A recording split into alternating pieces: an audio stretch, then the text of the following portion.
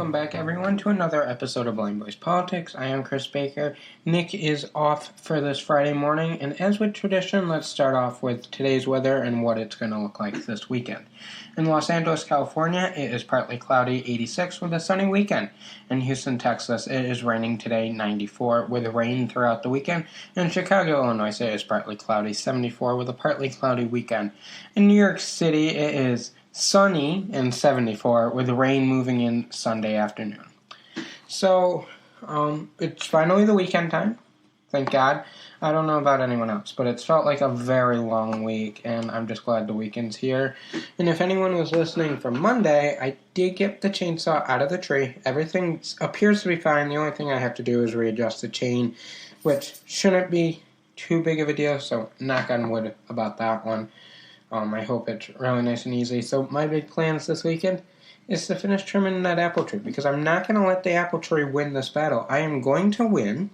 I'm going to get the tree nice and trimmed. It's going to look nice. When it's over with, I'm going to be glad it's over, but right now, I'm a little mad at the apple tree. Not going to lie. And there's a few other trees on our property that need to be trimming, but hopefully, that goes a lot better than last weekend's adventure of dealing with that. But the weather seems like it's supposed to be nice. We're finally going to get a break from the rain, which is nice because it's been raining just about every other day here. If you live in New York, you know what I'm talking about. But besides that, it seems like it's going to be a nice weekend. Going to get a few things done, but other than that, just really relax and unwind from this, what seems to be a very, very long week.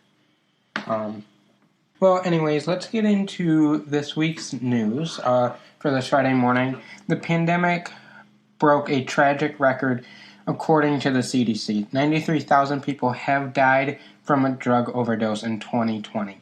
That is a 30% increase from 2019, and age 25 to 44 accounted for the highest number of deaths. And yes, experts say lockdowns and isolations only exaggerated the growing problem for opioid addictions in this country. The states with the largest increase of overdoses between 2019 and 2020 include Vermont, Kentucky, South Carolina, West Virginia, and Louisiana.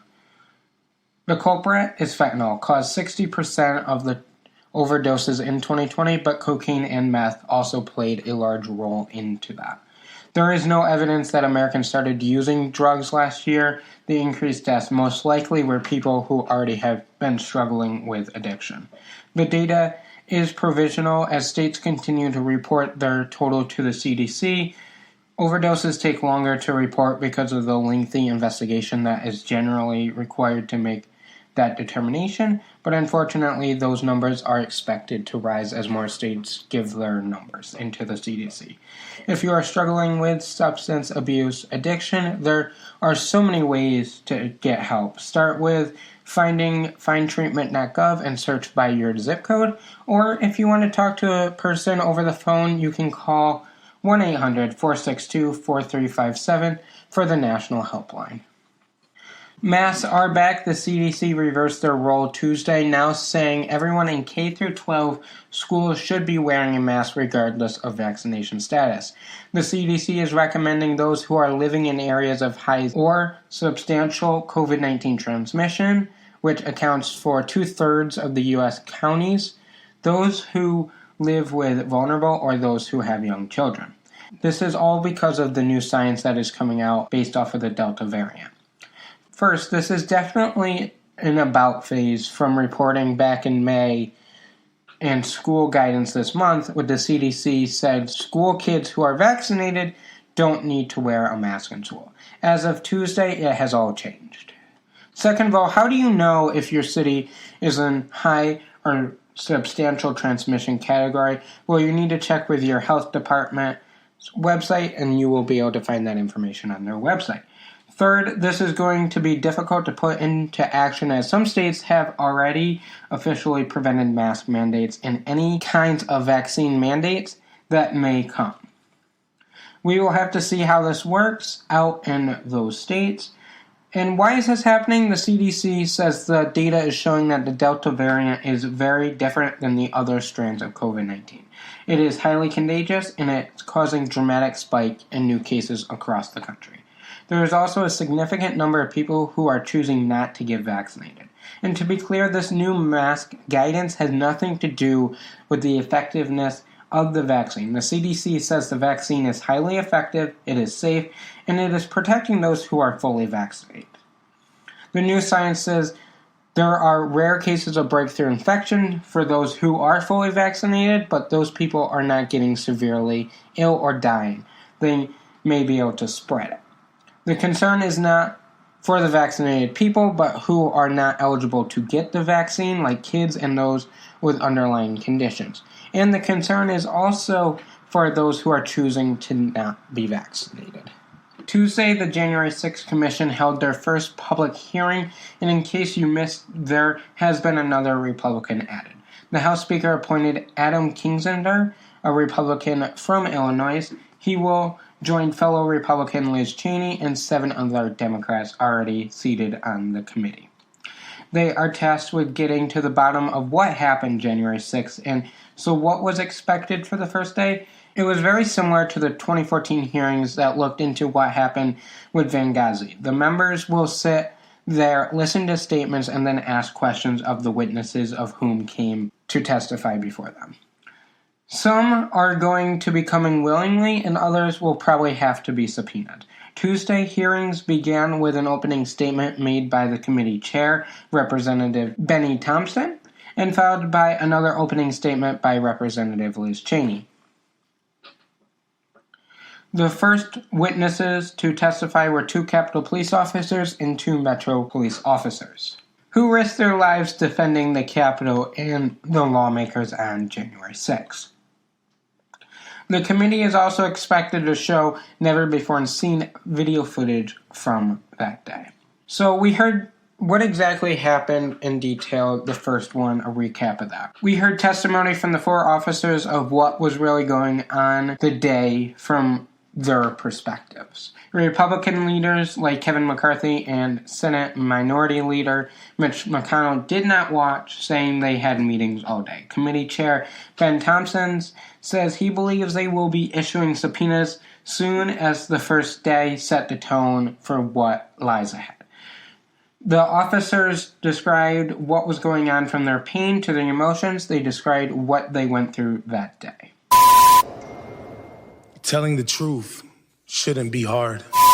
I could feel myself losing oxygen and recall thinking to myself, this is how I'm going to die. The indifference shown to my colleagues is disgraceful. And from the 4 officers who held the line one by one, they described their experiences from the January 6th attack in painful detail. He bashed me in the head and face with it, rupturing my lip and adding additional injury to my skull. And one officer recounted what he experienced when he was being called racial slurs. Then the crowd, perhaps around 20 people, joined in screaming, "Boo!"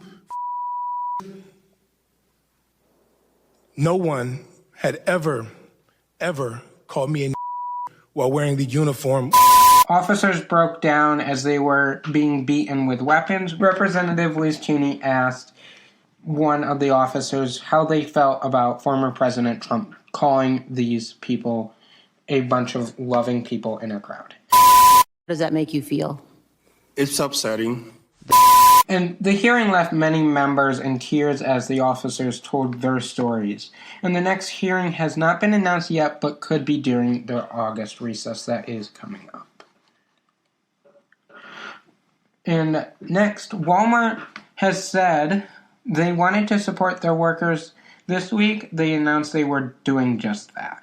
The nation's largest private employer announced it will pay 100% of college tuition and books for its 1.5 million full and part-time employees. The company said it will invest roughly $1 billion towards career training and development that is over the next 5 years. Getting into rapid news now. Charitable donations are reaching an all-time record high, and President Biden is expected to require all federal workers to get vaccinated, and along with this, all employees in the White House, regardless of vaccination status, are required to wear their masks once again. And finally, New York State along with California, have required all of their state employees to get vaccinated against COVID-19 or face weekly testing. Now, this is the part of the show that the King of Good News takes over, but obviously the King is not here to deliver that good news, so I dug into the world of good news. Was stuck there for a little while because I had a hard time picking which good news story I really wanted, but this one stuck with me, and I think this is a great good news story, and the King of Good News will appreciate, will accept, will give me credit for this good news story. So in Denver, police officers now have the choice of, when you get pulled over, you can get pulled over for having broken taillights or, things like that, where you can be ticketed for that. Well, these officers now have the choice to either write the driver or the owner of the vehicle a ticket for having the broken taillight or etc., whatever, or they can give the driver a $25 gift card to the local parts store so they can go and get what's broken on their car fixed and not get a ticket. I really like this good news story because you always hear about officers pulling people over, writing them tickets, and, the cops are, they get this persona that they're the bad guy, they're writing the tickets, this and that. But now these officers in Denver are given the option, do you give them a $25 gift card to get the taillight fixed, or do you write them a ticket?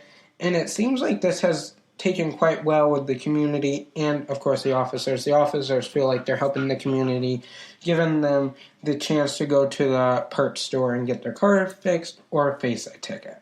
I really like this story. I think it's a really good story, and I hope the King of Good News likes this good news story, but I guess we'll find out Monday if he approves of the good news story. But that is this Friday morning's good news story, and I think I did a good job. I've said that before a few times already, but I'm proud of myself that I found that story. I really like that. The cops give the option to give the person a break, give them a $25 gift card, or write them a ticket. That is the end of this Friday morning news episode. Make sure you follow us on Blind Boys Politics on Twitter for the latest 24-hour breaking news so you are always in the know. Follow us on our personal accounts so you see what we are up to. And check out our Medium articles. We always write about different topics that we do not get a chance to discuss here on the podcast. For example, Nick is covering the Olympics quite specifically, keeping up with that, and always releasing the latest news surrounding the Olympics, and so much more. Until Monday morning, have a great weekend, everybody.